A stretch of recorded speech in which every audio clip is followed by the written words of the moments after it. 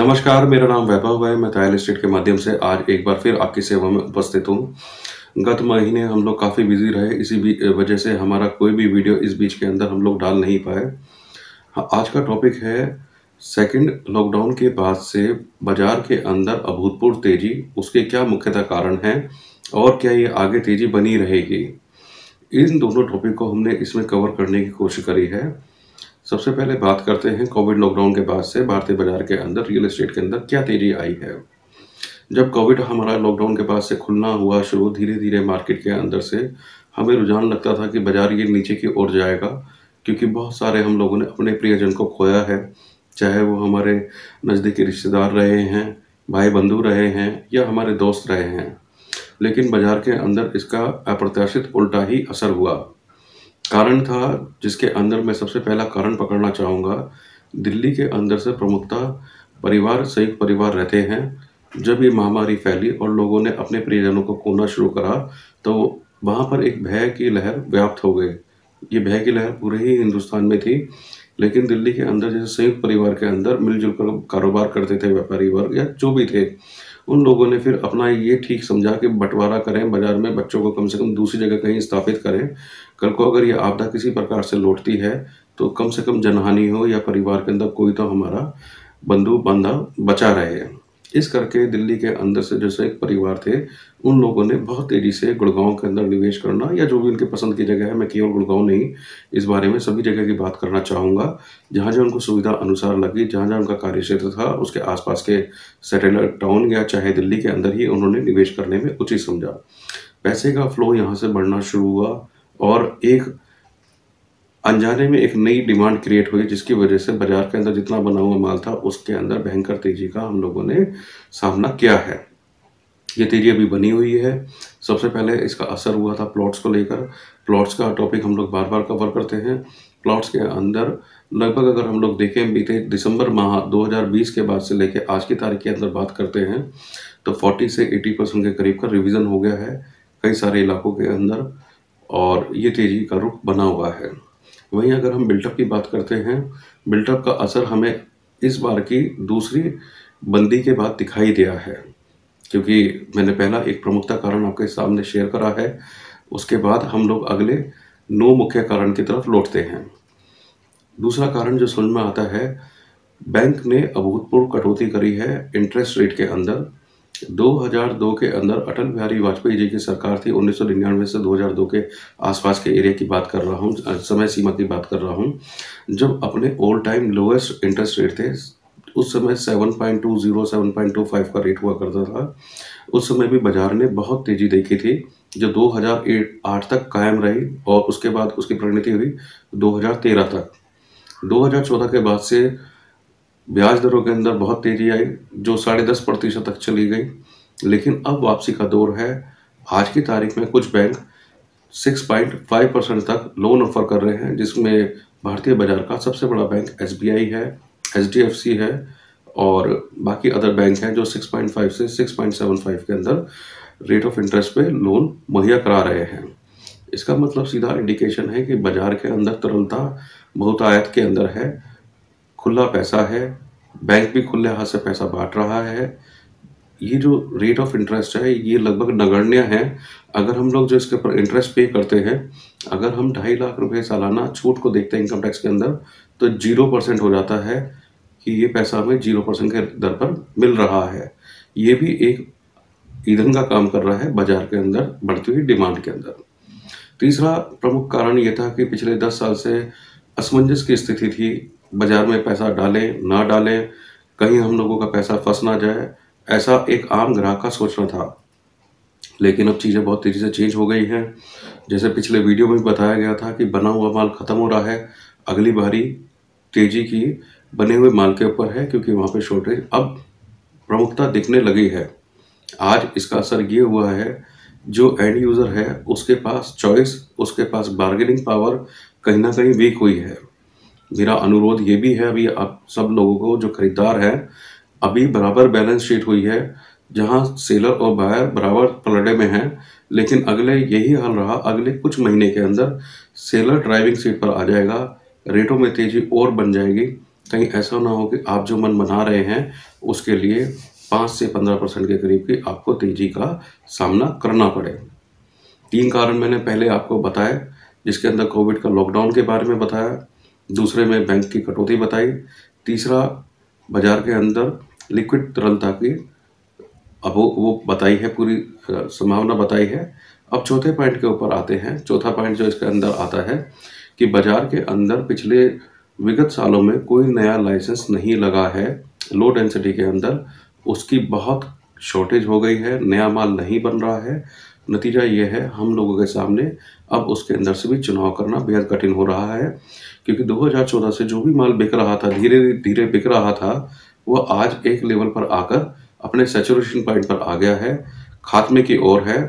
अब सेलर कहीं न कहीं अपनी डिमांड, अपने लॉस को कम से कम रखना चाहता है और वो अपनी डिमांड बढ़ा रहा है। हमें डील क्लोज़ करने में बहुत ज़्यादा समस्या आ रही है, क्योंकि बाज़ार के अंदर कन्फर्म इन्वेंट्री लगभग खत्म हो गई है।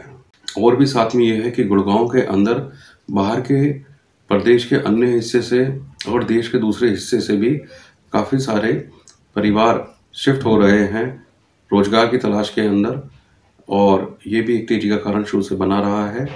आज गुड़गांव शहर की आबादी को भी अगर हम लोग देखते हैं, जो कि 15 से 18 लाख के करीब हो गई है, तो इस शहर का बहुत बड़ा आबादी वर्ग, जिसको खुद के अपने परिवार के विस्तार होने की वजह से एक ज़रूरत पड़ती है, तो एक शहर की खुद की भी अपनी डिमांड बढ़ती जा रही है, जो प्रत्येक साल हमें देखने को मिल रही है।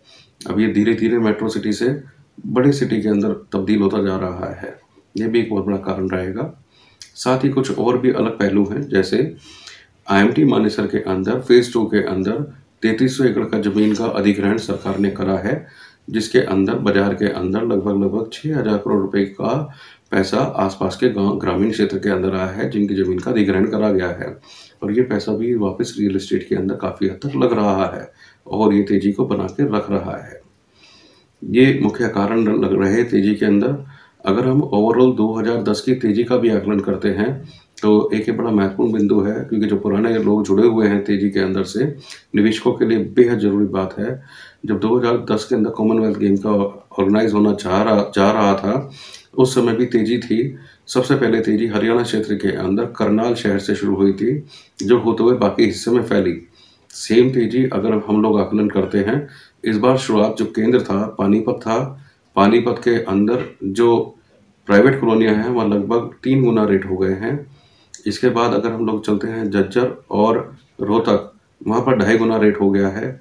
गुड़गांव, फरीदाबाद के अंदर प्लॉट्स के मामले की बात कर रहा हूँ मैं अभी, लगभग 1.5 से 2 गुना का रेट हो चुका है। तो ये पैसा पूरे ही राज्य में घूम रहा है, जो तेज़ी को बढ़ा रहा है। सबसे बड़ी बात एक और हुई है जो हम लोग देख रहे हैं, परमात्मा करे ये बात ठीक रहे। हमारे यहाँ हिंदुस्तान के अंदर बहुत तेज़ी से टीकाकरण हो रहा है।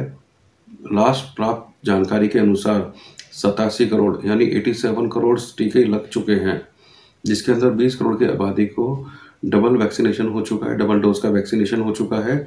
बाकी बचे हुए 67 करोड़ के अंदर सिंगल डोज हो चुके हैं।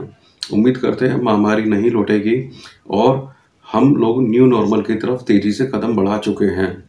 अभी हालांकि सामाजिक दूरी और इसका पालन करना हमारे लिए बड़ा अनिवार्य है, लेकिन आज हमारी फैक्ट्री जो सेक्टर पिट गए थे बंदी के बाद से, जैसे हॉस्पिटैलिटी है, एविएशन है, ट्रांसपोर्टेशन है, ये वापस अपनी करते हुए दिखाई दे रहे हैं, जिसका असर हमारे शेयर मार्केट के ऊपर भी पड़ रहा है। अभी शेयर मार्केट 60,000 के अंक को छू चुका है और जैसे जैसे तेज़ी से रिकवरी होगी, मार्केट के अंदर बने हुए माल की डिमांड बहुत ज़्यादा आएगी। उसका इम्पैक्ट ये होगा कि बाजार के अंदर पैसे का आवागमन तेज़ी से बढ़ेगा और मकान जैसी चीज़ों के ऊपर भी इसका असर पड़ना बिल्कुल तय है। अब बहुत से लोगों का सवालों का जवाब आता है, क्या ये तेज़ी रुकेगी या वापस कहीं दोबारा से डाउनफॉल का असर नहीं दिखाई देगी? तो मेरा अपना मानना है कि बाजार के अंदर पहले से ही बने हुए माल की भारी किल्लत थी। ये तेज़ी आगे बनी रहेगी, क्योंकि कारण है कि अभी बहुत सारे लोग जो हैं नहीं खरीद पाए हैं मकान, और उनकी डिमांड को पूरी करने के लिए आगे अगली सप्लाई भी नहीं आती दिखाई दे रही। मेरा यहाँ उद्देश्य आपको लो डेंसिटी प्रोजेक्ट को लेकर है।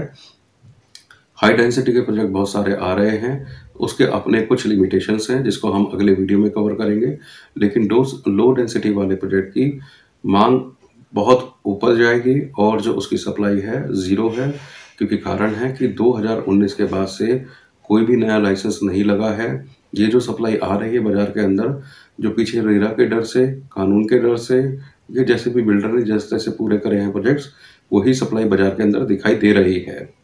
एक बड़ी महत्वपूर्ण बात और भी है, 2018 के अंदर से रियल एस्टेट के अंदर से मंदी खत्म होनी शुरू हो चुकी थी।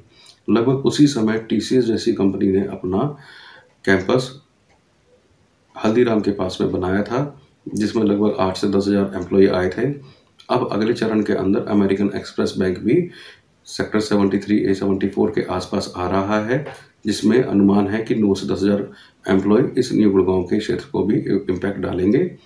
साथ ही तीसरा एक और इम्पैक्ट हुआ था इंजीनियर इंडिया लिमिटेड, वो भी दिल्ली से उनका बहुत बड़ा कैंपस शिफ्ट हुआ था या उन्होंने अपना विस्तार किया था गुड़गांव के अंदर, और जिन लोगों की पॉकेट में प्रॉपर्टी आती थी वो न्यू गुड़गांव एरिया के अंदर आती थी। कुल मिला के जो ये रोजगार वाला काम है, जो क्वालिटी वाली लीड्स है, उसकी वजह से 2018 के बाद से बहुत तेजी से सामान का कटान हुआ है और अब ये चीज़ों की किल्लत आगे दिक्कत देगी। तो जो लोग घर लेने का प्लान कर रहे हैं, मैं उनको एक अनुरोध और एक संदेश देना चाहता हूँ कि पहली प्राथमिकता पे अपने घर की तरफ सोच लें, क्योंकि अब ये जो देरी है बहुत महंगी पड़ने वाली है। आपके हाथ से पहले ही ऑप्शन चुनाव करने का ऑप्शन, फ्लोर्स को लेने का ऑप्शन, फेसिंग को लेने का ऑप्शन, रेट्स का ऑप्शन काफ़ी हद तक दूर जा चुका है। मेरी बात आप लोगों को कड़वी लग सकती है, लेकिन सत्यता यही है, और जो लोग अभी ढूंढ भी रहे हैं शिद्दत से, तो वो इस बात को पूरी तरीके से स्वीकार करेंगे। ये आज का टॉपिक मैं आज यहीं समाप्त करता हूँ। बहुत बहुत धन्यवाद। नमस्कार।